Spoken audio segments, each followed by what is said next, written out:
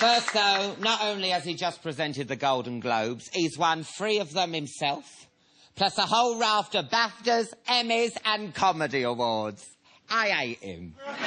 Please welcome, it's the brilliant Ricky Gervais!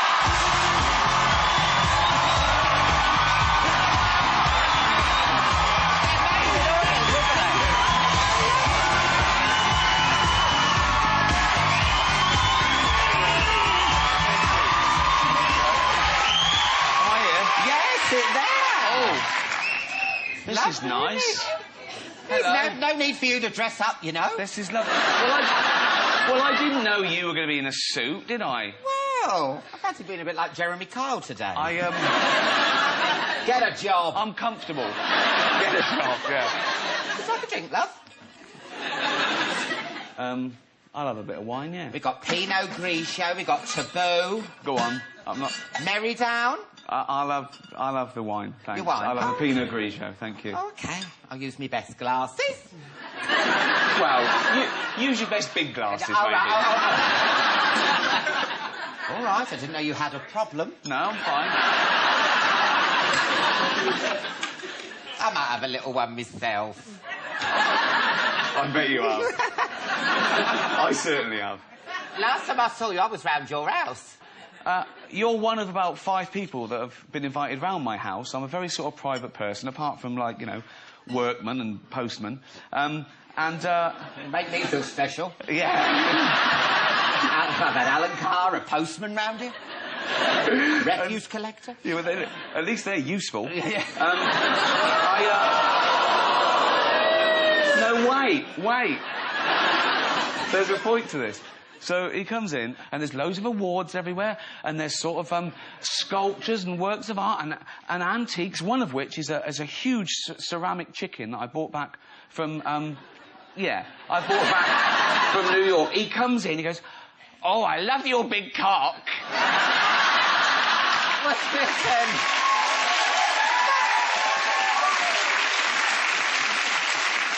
I didn't want to mention your Golden Globes because you mention them all the bloody time. Yeah. Golden Globe. Are you on commission or something? Is it like if you keep mentioning... Is that how you got to host it? Because if I keep mentioning Alton Towers, I get right on the teacups. Exactly, yeah. Yeah, they sponsored me. That's right, yeah. Now, how did you get the role? I think it came from the little bits and pieces I did over the last couple of years, handing out Globes and Emmys and stuff. And so they sort of called and they said, "Would you be interested in hosting?" And I sort of knew it was coming because I had a few phone calls, not just for those, but for other awards. I thought I wouldn't be right for things like the Oscars and the Emmys, but the Globes is really laid back. It's sort of like there's people at tables getting drunk, and it's more like a party than an award show. So I thought, I could do that. And I said, can I just turn up? I don't want to rehearse, and can I do all my own stuff? And I went, yeah. I said, can I say what I want? And they went, yeah. I mean, it was weird. And get away with that? I don't know. I think maybe... I don't know, really. They just sort of... I don't know if they trusted me or they wanted controversy, but I didn't go crazy. I wasn't nasty, and it'd be too easy to be edgy. You can go out there and say awful things. I mean, it's Network America, and it was on at 5 o'clock, so you don't have to be too edgy to get complaints. So was you nervous at all? I wasn't nervous. I was sort of excited. I sort of liked that. It could be the end of your career. I quite like the Jeopardy. You know, it's not only... I think it had about 300 million people watching it worldwide. It was live.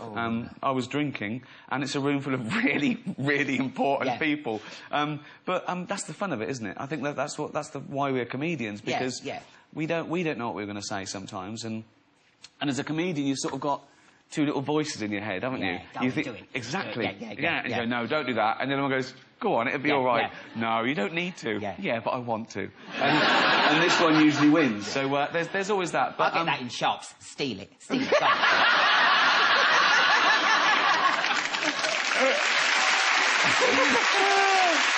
Because it made me laugh, you know, the Golden Globes, when you said about the cosmetic surgery, and I thought, well, that's brave to do that because... They've all had it.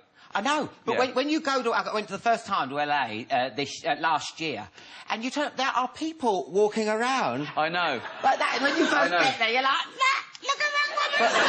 But they always... Everyone's like I know. It's all...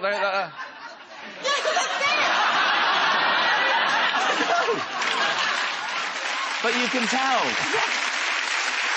Now, we're about to see a clip from The Invention of Lying. It's just come out on DVD. Tell us a little bit about it. The Invention of Lying is set in a world where everyone has to tell the absolute truth. So they don't just have to tell the truth, they blurt it out. It's like truth Tourette. So they say exactly what's on their mind. And this is when I first go for a date with Anna, played by Jennifer Garner. And when she opens the door, she says what she's thinking. Oh, let's have a look.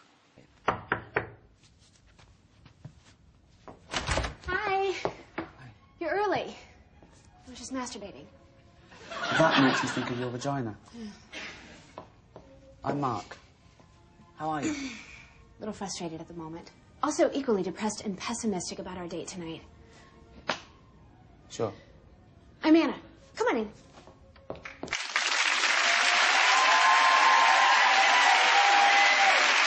Now, halfway through the film, I realise there's a religious thing going on.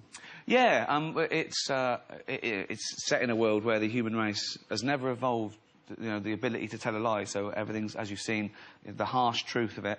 And there's a scene where my mum's dying in the film, and she's worried about just, you know, going into a world of nothingness. And I realise I can lie, and so I tell her, I said, no, you're wrong about what happens after you die. You go to the best place ever, where everyone gets a mansion. And I inadvertently invent religion. Yeah. And everyone overhears this, and it gets out, and so I become sort of like a messiah figure. And a lot of the religious groups in America really hated it. They said this, yeah. Funny that, isn't it? As long as they were paid for a ticket, I don't mind, really. Well, are you then an atheist? I am an atheist, yeah, but it's not like it was atheist propaganda. You know, loads of the films I love assume a god. One of my favourite films is, you know, It's a Wonderful Life. I love A Bishop's Wife. It's about an angel who comes down. It doesn't threaten my faith or lack of it. I don't leave the cinema going, oh, I've been wrong. Yeah. I don't know why people are so threatened with an alternative view. No. Most films assume most people are religious, so I don't know why you know, one film comes out and it says there's not a god and there's an uproar, which is mad, because they shouldn't be threatened by it. You're not a militant atheist, are you? I don't know what that means. You haven't slapped a nun? Again, that's not a euphemism, is it? No. Actually slapping a nun. Yeah. It's nothing to do with bumming. I'm trying to do a normal conversation, but it's twisted it. But it's not a double entendre if you just say it. You can't just say, oh, I fancy a bit of bumming. They'd say something else. Oh, yeah. Oh, I think I'm going to go upstairs and slap my nun. Exactly, yeah. They go, oh, look at that, what an unsightly erection. Yeah, and it's a building. If it was a big cock, it wouldn't be a double entendre. You can't just say it. All right. Just teaching you how to be camp. Yeah, I know. Hey, listen, I'm with you with this God thing. Like, as in atheism. I mean, but there's a bit of you thinks, you know, what if it is true? What do you do when you meet God? Will he forgive me? Will he? Yeah, and it's his fault. Why did he make me an atheist? Channel 4 are going to be doing your animated podcasts. Yeah. Tell us about that. Well, as I say, I loved radio, and the first radio I did, it's where I met Stephen Merchant. And he was my assistant on a local radio show, and we started working together and did The Office and everything. And after we did The Office, we went back for fun to do this show again. And we were big shots then, so we didn't have to press the buttons ourselves. Oh, break the board. Yeah. Exactly. And we were given this little minion, this little chap called Carl Pilkington, who worked there, and he is an oddity. A perfectly round head. He's stupid. He is. Is he a friend of yours? He is a good friend of mine, but he won't mind me saying he's a moron.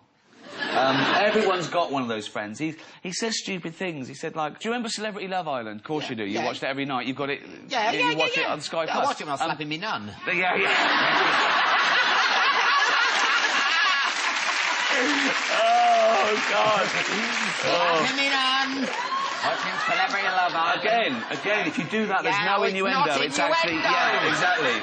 Yeah. And there's a bit where, wasn't it Bianca Gascoigne? Probably. She, I think it was, what's his name? What's his name? George Best's son? Callum Best. Callum Best, yeah. He arrives and she says, oh, he's my hero.